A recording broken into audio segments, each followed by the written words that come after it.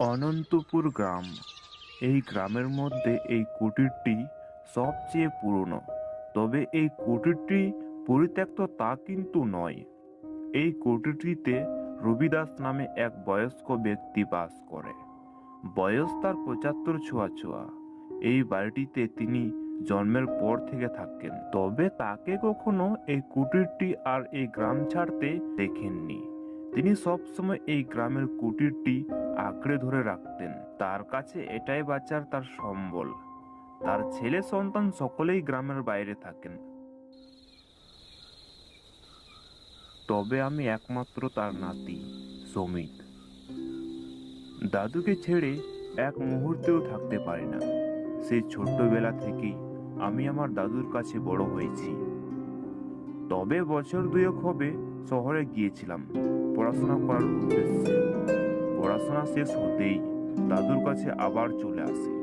এখন গ্রামের কোনো কাজ খুঁজে এখানেই কাজ করতে থাকবো, নয়তো ছোট্টখাট্টো ব্যবসা প্রতিষ্ঠা তো করবো। এই স্বপ্ন নিয়ে দাদুর কাছে চলে আসি। বাবা মা ভীষণ আপত্তি জানায়, তবে আমি তাদের আপত্তি কটাক্ষ করে দাদুর কাছে চলে আসছি। ১ সপ্তাহ হবে গ্রামে আসছি। আমার বন্ধু বিজয় আমাকে কল দিয়ে জানায় তার নাকি বিয়ে ঠিক হয়েছে। এই কথা শুনে আমি ভীষণ অবাক হলাম, আর সাথেও আমি খুশি হলাম। কেননা এই তো কটা দিন হলো শহর থেকে এসেছি। শহরে থাকাকালীন তো আমাকে একবারও কিছু বলেনি। হয়তো হুটহাট করে সবে সিদ্ধান্ত নিয়েছে। তবে হঠাৎ করে এই খবরটি দিয়ে আমাকে চমকে দিয়েছিল। আমি ভীষণ খুশি হয়ে গিয়েছিলাম। যদিও আমি যাব না বলে তাকে বলেছিলাম, কিন্তু সে তো না ছাড়ার বান্দা, কিছুতেই আমাকে ছাড়বে না। আর আমারও না করার কোনো অপশনই ছিল না। এই তো কটা দিন হলো মাত্র এসেছি, এরই মধ্যে ২ থেকে ৩ দিনের জন্য শহরে যাব। দাদু শুনতে পেলে ভীষণ রাগ করবে, আর মনটাও কিছুতে শহরের দিকে টানছে। তবে আর উপায় কি, বন্ধুর বিয়ে শেষ করে বাড়ি ফিরছি। ট্রেনটি ১ ঘন্টা লেট করাই আমার পৌঁছাতে ১ ঘন্টা লেট হয়ে গেল। দাদু বারবার বলতেন গ্রামের পথে রাত্রেবেলা যাতায়াত না করতে, এর লক্ষণ ভালো নয়। তবে আজ পরিস্থিতির শিকার। রাত করতে চাইনি, তবুও রাত হয়ে গেল। গ্রামের মেঠো পথ দিয়ে হেঁটেই যাচ্ছি, আর ভয় করছে মনের ভিতর। তবে কেন ভয় করছে সেটা ঠিক জানি না। জ্যোৎস্না ভরা রাত, শুনশান পরিবেশ, কালো অন্ধকার রাত। জ্যোৎস্না ভরা রাতে যে চারিদিকে আলোকিত করবে তা নয়, বরং আরো বেশি যেন অন্ধকার ছেয়ে গেছে। তখনই হঠাৎ করেই উথল পাথল বাতাস শুরু হলো।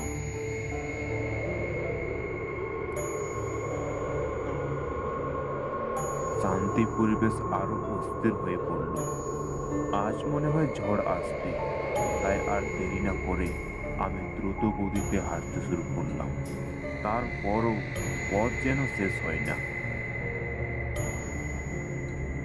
কোনো মতে বাড়ির দরজার সামনে এসে দাঁড়ালাম। এত জোরে জোরে হেঁটেছি যে আমি হাঁপিয়ে গেছি। দরজার সামনে আসতেই আবারও পরিবেশটা শান্ত হয়ে যায়। উথল পাথল বাতাস নিমিষে বন্ধ হয়ে যায়। আবারও শুনশান নিস্তব্ধ হয়ে গেল। দাদু, ও দাদু, ঘুমিয়ে পড়েছ নাকি? দরজা খুলো, আমি সুমিত। আমি সুমিত গো দাদু। আমি দাদুকে ডাক দিতেই আমার মনে হলো আমার পিছনে কোনো একটা জিনিস চলে গেল। তবে আমি দেখতে পেলাম না কি গেল, কিন্তু আমি নিশ্চিত কিছু একটা জিনিস গিয়েছে। তবে কি সেটা জানি না। আমি আর কোনো দিকে না তাকিয়ে দাদুকে ডাকতে শুরু করলাম। আমাকে যত তাড়াতাড়ি বাড়িতে ঢুকতে হবে। দাদু, ও দাদু, দরজাটা খুলো, আমি সুমিত।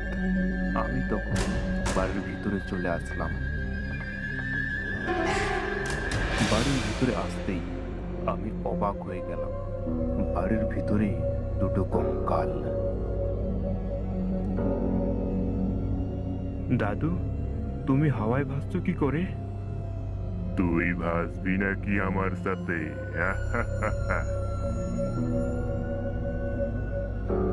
কি হয়েছে তোমার সাথে? এমন করছো কেন দাদু?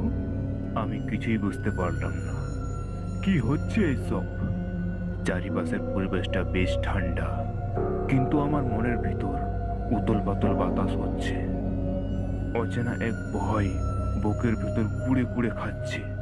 কিছুতেই আমি নিজেকে শান্ত করতে পারছি না।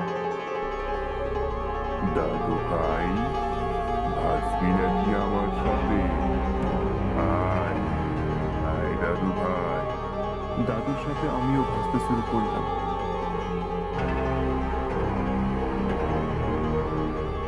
ঠিক তখনই দাদু এক যুবক রাক্ষসে পরিণত হয়ে যায়।